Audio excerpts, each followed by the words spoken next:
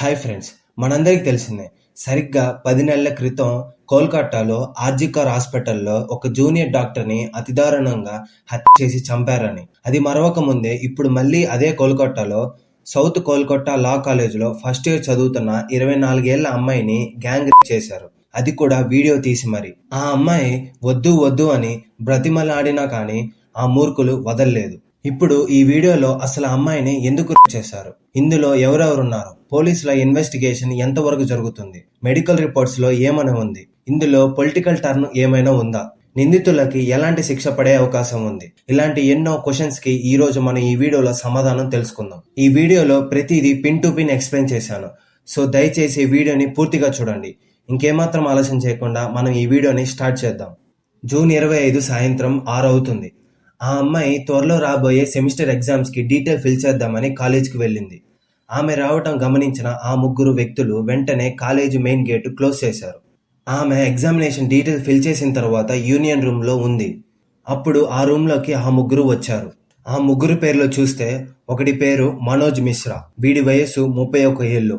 మరొకడు అహ్మద్, వీడికి 19 ఏళ్ళు. వీడు అదే కాలేజీలో ఫస్ట్ ఇయర్ లా చదువుతున్నాడు. అండ్ ఫైనల్ గా మూడో వాడి పేరు పర్మిత్ ముఖర్జీ, వీడి వయస్సు 20 ఏళ్ళు. వీడు సెకండ్ ఇయర్ చదువుతున్నాడు. వీరి ముగ్గురులో మెయిన్ ఈ మనోజ్ మిశ్రానే. వీడు ఆ గ్రూప్ కి లీడర్. వీడు అదే కాలేజీలో పాస్డ్ అవుట్ స్టూడెంట్. 2022లో గ్రాడ్యుయేట్ అయ్యాడు.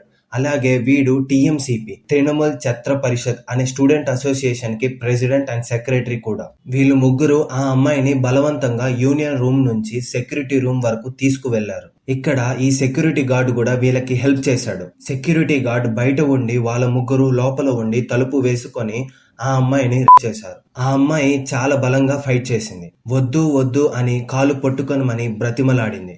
కానీ ఆ మృగాలు కనికరించలేదు. ఆమెను గొంతు నురిమి హాకీ స్టిక్ తో మరీ కొట్టారు. ఇదంతా ఒకడు వీడియో తీస్తూ ఉన్నాడు. వీడియో తీస్తూ మాకు సహకరించమని లేకపోతే చంపేస్తామని బెదిరించారు. ఈ సంఘటన అంతా 7:30 నుంచి 10:30 లోపు జరిగింది. ఆ అమ్మాయిని 10:30కి విడిచి నువ్వు గాని ఈ విషయం గురించి బయట ఎవరికైనా చెప్పితే లేకపోతే పోలీసులకి కంప్లైంట్ ఇస్తే మేము రికార్డ్ చేసిన వీడియోని బయట పెడతామని బెదిరించారు. ఇప్పుడు మీకు ఒక డౌట్ రావచ్చు, ఎందుకు ఆ ముగ్గురు ఆ అమ్మాయిని టార్గెట్ చేసి చేశారని. దీనికి కారణం ఈ మనోజ్ మిశ్రా. వీడికి ఆ అమ్మాయి అంటే చాలా ఇష్టం.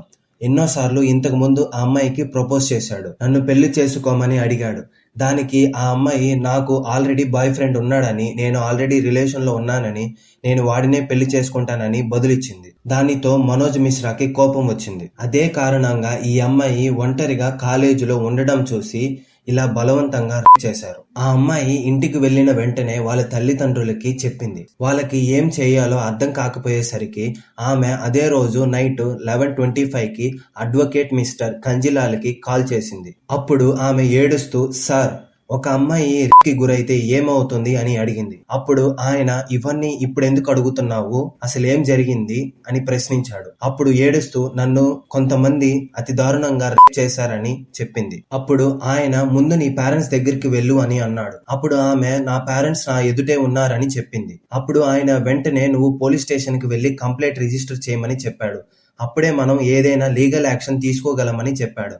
దానితో ఆమె పక్క రోజు పోలీస్ స్టేషన్ లోకి వెళ్లి కంప్లైంట్ రిజిస్టర్ చేసింది. పోలీస్ స్టేషన్ లో పోలీసులు చాలా క్విక్ గా రెస్పాన్స్ అయ్యారు. ఎంత క్విక్ రెస్పాన్స్ అంటే నిందితులని అదే రోజు రాత్రిలోపు ముగ్గురిని అదుపులోకి తీసుకున్నారు. ఆ పక్క రోజు నిందితులని కోర్టులోకి ప్రవేశపెట్టారు. పోలీసులు కోర్టు నుండి 3 రోజుల వరకు రిమాండ్ కోరారు. కోర్టు కూడా ఆ రిమాండ్ కి అంగీకరించి 3 రోజులు అంటే జూలై 1 వరకు ఇన్వెస్టిగేషన్ చేసి రిపోర్ట్ సబ్మిట్ చేయమని చెప్పారు. దానితో పోలీసులు కూడా ఇన్వెస్టిగేషన్ మొదలు పెట్టారు. పోలీసులు కాలేజీ సీసీ కెమెరా క్లిప్స్ ని అండ్ వీడియో క్లిప్స్ ని ఇన్వెస్టిగేషన్ లో వాడుతున్నారు. ఆ తర్వాత పోలీసులు ఆ అమ్మాయిని మెడికల్ ఎగ్జామినేషన్ కి పంపించారు. ఈ మెడికల్ ఎగ్జామినేషన్ రిపోర్ట్ లో తెలిసింది ఏమిటంటే ఆ అమ్మాయి మెడ చుట్టూ గోర్లతో గీకిన ఘాట్లు, ఒంటి మీద పంటి ఘాట్లు, బ్రెస్ట్ మీద ఘాట్లు, అలాగే తన ప్రైవేట్ ఏరియాలో కూడా ఘాట్లు ఉన్నాయని మెడికల్ రిపోర్ట్ లో బయటపడింది. దీనితో పాటు ఆ నిందితులకు కూడా మెడికల్ ఎగ్జామినేషన్ కి పంపించారు. ఆ రిపోర్ట్స్ ఇంకా బయటికి రాలేదు. ఈ మెడికల్ ఎగ్జామినేషన్ లో వాళ్ళ సెమన్ ని, వాళ్ళ హెయిర్ ని శాంపుల్స్ గా తీసుకొని DNA టెస్ట్ చేస్తారు. ఇక్కడ ఒక అదిరిపోయే ట్విస్ట్ కూడా ఉంది. నంబర్ 1 అక్యూజ్డ్ అయిన మనోజ్ మిశ్రా కోల్కతా ఆర్జికర్ కేసులో అమ్మాయికి జరిగిన అన్యాయంపై నిందితుడికి ఉరి శిక్ష వేయాలని ట్విట్టర్ లో పోస్ట్ కూడా పెట్టాడు. మరి ఇప్పుడు ఈ కేసులో వీడే పెద్ద నంబర్ 1 అక్యూజ్డ్ గా మారాడు. ఇప్పుడు వీళ్ళే నేరం చేశారని ప్రూవ్ అయితే వీళ్ళకి ఏమేం శిక్షలు పడతాయో తెలుసుకుందాం. వీళ్ళకి under section 376D of IPC ప్రకారం మినిమం 20 ఏళ్ల వరకు జైలు శిక్ష పడే అవకాశం ఉంది. లేకపోతే యావజ్జీవ కారాగార శిక్ష కూడా పడే అవకాశం ఉంది. కానీ బయట ప్రజలు మాత్రం వీళ్ళకి ఉరి శిక్ష పడాలని కోరుకుంటున్నారు. మనం కూడా వాళ్ళకి ఉరి శిక్ష పడాలనే కోరుకుందాం. అప్పుడే ఇలాంటి నేరాలు తగ్గే అవకాశం ఉంది. ఇప్పుడు ఈ కేసు పొలిటికల్ గా ఎందుకు టర్న్ అయిందో చెప్తాను వినండి. ఎందుకంటే వీళ్ళ ముగ్గురులో మెయిన్ అక్యూజ్డ్ అయిన ఈ మనోజ్ మిశ్రా మనం ముందు చెప్పినట్లే TMCP యూత్ అసోసియేషన్ ప్రెసిడెంట్. వీడికి బెంగాల్ గవర్నమెంట్ లో ఉన్న లీడర్స్ తో చాలా పరిచయం ఉంది అండ్ చాలా పవర్ఫుల్ కూడా. బీజేపీ గవర్నమెంట్ వీడు బెంగాల్ గవర్నమెంట్ లీడర్స్ తో దిగిన ఫోటోస్ ట్విట్టర్ లో పోస్ట్ చేసింది. అండ్ అలాగే బీజేపీ గవర్నమెంట్ వెస్ట్ బెంగాల్ లో ఉన్న సీఎం మమతా బెనర్జీ వెంటనే రెసిగ్నేషన్ చేయాలని డిమాండ్ చేస్తున్నారు. అక్కడ ప్రెసిడెంట్ రూల్ విధించాలని అంటున్నారు. అలాగే కోల్కతాలో అమ్మాయిలకి ఏ మాత్రం సేఫ్ కాదని చెప్తున్నారు. సో ఇది ఫ్రెండ్స్ కోల్కతా గ్యాంగ్ కేసు గురించి. ఇంకా ఇన్వెస్టిగేషన్ జరుగుతుంది. మరెన్నో వివరాలు బయటపడతాయి. వాటిని ఏమాత్రం మిస్ అవ్వకుండా తెలుసుకోవాలంటే వెంటనే ఛానల్ని సబ్స్క్రైబ్ చేయండి. మీకు ఈ వీడియో నచ్చినట్టయితే ప్లీజ్ లైక్ చేయండి.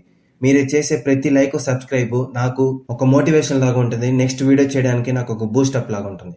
So thank you.